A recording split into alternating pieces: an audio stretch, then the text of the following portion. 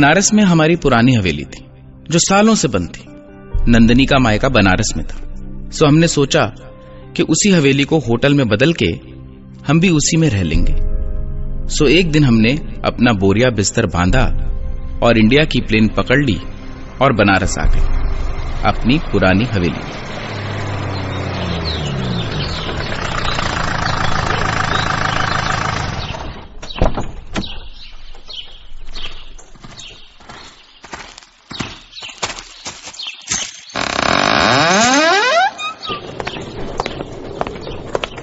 तो कैसी लगी हमारी हवेली तुम्हें? गंदी।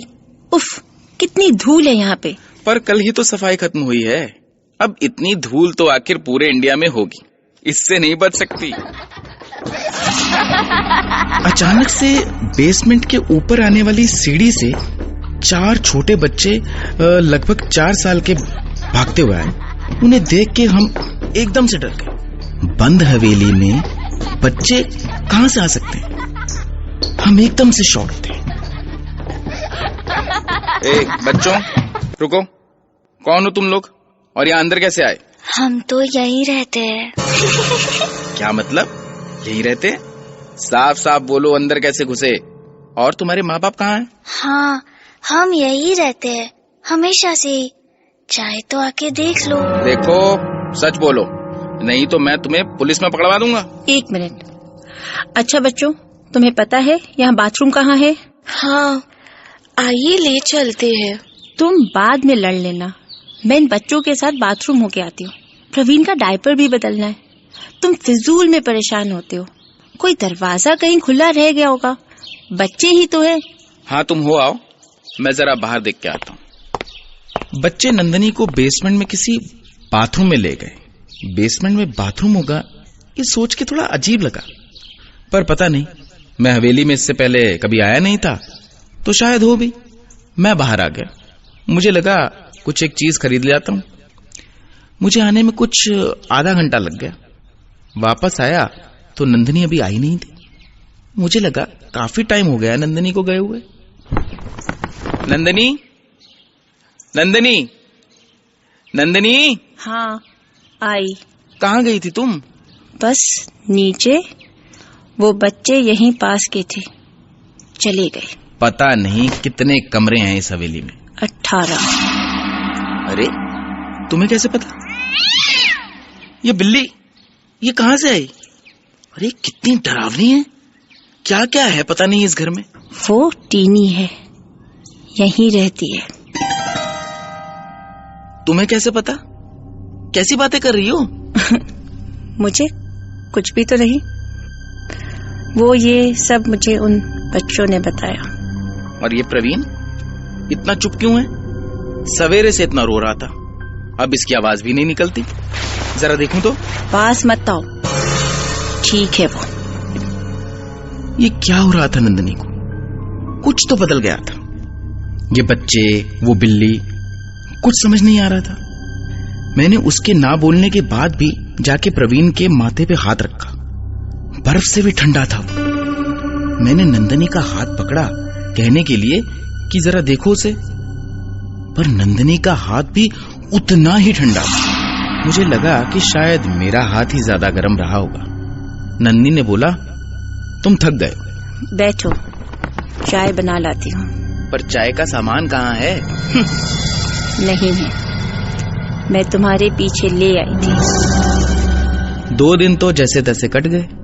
मैं हवेली के काम में काफी बिजी था और इसलिए हवेली में कम रहा। नंदनी का बर्ताव कुछ अजीब होता जा रहा था। मुझे समझ नहीं आ रहा था कि क्या। उन बच्चों का घर में आना काफी बढ़ गया था। नंदनी पूरा दिन उनके साथ बैठी रहती, पर सबसे अजीब बात तो ये थी कि उसने घर से निकलना बंद कर दिया था। वो जब से आई थी एक बार भी हवेली से बाहर ना निकली थी। जिसने कनाडा से मुझे इंडिया घुमाने के लिए सर में दर्द कर दिया था, अब हवेली से बाहर ही नहीं जाना चाहती थी। नंदनी, अरे प्लीज चलो ना, आज कहीं बाहर चलते हैं। तुम्हारा मन नहीं करता बनारस घूमने का? हाँ बताओ मुझे। तुम्हारे माँ बाबा भी परसों लौट रहे हैं और मैं सोच रहा हूँ कि प्रवीण को भी एक बार ना डॉक्टर को दिखाई देते हैं। नहीं, कहीं नहीं जाना है मुझे। प्लीज मुझे फोर्स मत करो। और यहाँ कितने लोग हैं, बच्चे हैं, टीनी है, दादी है, और वो सुमित्रा भी तो है।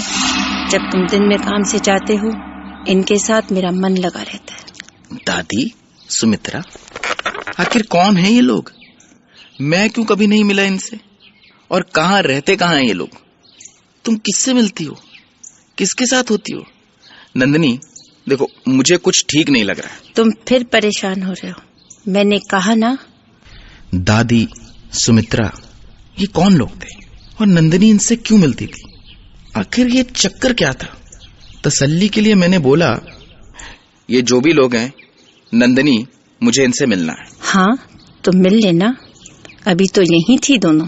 हम तो यहीं है बेटा, हमेशा से यहीं थे। कौन है ये नंदिनी? और क्या मतलब हमेशा से? अरे, ये दादी है। ये यहीं रहती है पास में। तुम नहीं होते थे तो मेरे पास आके बैठ जाती थी। काफी अच्छी लड़की है नंदिनी, हमारा भी मन लगा रहता है। नहीं तो अकेले। कौन हो तुम लोग? और ये क्या मतलब है कि यहाँ रहते हो? ये मेरी हवेली है, यहाँ कोई और नहीं रहता। नंदिनी, बोलो इनसे कि ये लोग यहाँ से चले जाएं। मैं पुलिस को बुलवाऊंगा। नंदिनी, उठो। मुझे उस समय कुछ समझ नहीं आ रहा था। मैंने नंदिनी का हाथ पकड़ा और उसे उठाया। मैं उसे यहाँ से बाहर ले जाना चाहता था। मुझे लगा ये लोग वैसे ही कितने अजीब लग रहे हैं। नंदिनी अगर यहाँ एक पल भी रही तो पागल हो जाएगी। उसके एक हाथ में प्रवीण था। मैं उसका हाथ पकड़कर उसे बाहर ले जाना चाहता था। नंदिनी, चलो यहाँ से। नहीं ले जा पाओगे। अब वो कहीं नहीं जाएगी। हमारे साथ यही रहेगी।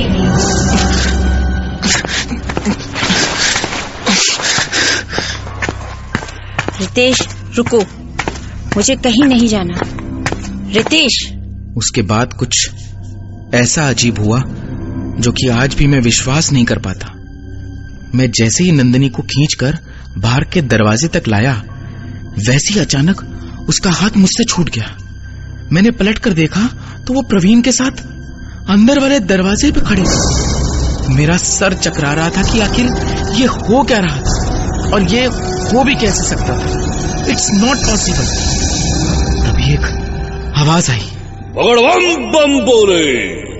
बेटा, हवा को नहीं पकड़ते, वो कभी हाथ नहीं आती। आप कौन हैं? मेरा नाम परमहंस है।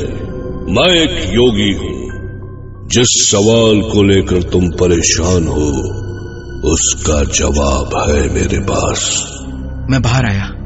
बाबा वहीं खड़े थे। एक अजीब सी शांति थी उनके चेहरे पे। मैं उनके सामने रो पड़ा। मैंने कहा, बाबा, ये क्या हो रहा है? क्या गया है नंदिनी को? और अभी जो ये हुआ। बेटा, सत्य वास्तविकता से भी ज्यादा भयानक है। मैं जो कह रहा हूं उसे ध्यान से सुनना। बेटा, तुम्हारी पत्नी और बच्चा अब जीवित नहीं है। उन्हें मरे 4 दिन हो चुके हैं। क्या कह रहे हैं आप? आप भी उन औरतों की तरह पागल तो नहीं है? अभी तो नंदिनी मेरे साथ थी। जाइए यहाँ से। जो तुम्हारे साथ थी वो तुम्हारी पत्नी नहीं, उसकी आत्मा थी। तुम्हारी पत्नी को भी नहीं पता कि वो मर चुकी है, ना ही उसे पता चलेगा कभी। तुम्हें इस हवेली के बारे में कुछ नहीं पता। बहुत साल पहले यहाँ पे 3 बच्चों को उनकी माँ से अलग करके निर्दयता से मार दिया गया था। पर उनकी आत्माएं आज भी इस हवेली में है। जो कोई भी औरत इस हवेली में जाती है, वो बच्चे उसे अपनी माँ समझकर मार देते हैं। और सबसे बड़ी विडंबना ये है कि इस हवेली में जो मरता है, उसे भी नहीं पता होता कि वो मर चुका है। वो हमेशा इस हवेली का होकर रह जाता है। वो बूढ़ी औरत और उसकी बहू के साथ भी यही हुआ था बेटा। मैं फिर भी नहीं मानता। आओ चलो मेरे साथ। तो मैं बाबा के साथ अंदर गया। ओम ह्रीं स्फुरा स्फुरा प्रस्फुरा प्रस्फुरा खोरा खोरा ठरान रूपा चढ़ा चढ़ा प्रचड़ा प्रचड़ा कहा कहा वमा वमा बधा बधा खड़या खड़या ओम फट। और जैसे ही बाबा अंदर घुसे वहां कोई नहीं था। मुझे सोचकर और भी डर लग रहा था कि जो बाबा कह रहे हैं कहीं वो सच ना हो। बाबा ने मुझसे पूछा कि जब तुम यहाँ आए थे तो तुम्हारी पत्नी सबसे पहले कहाँ गई थी।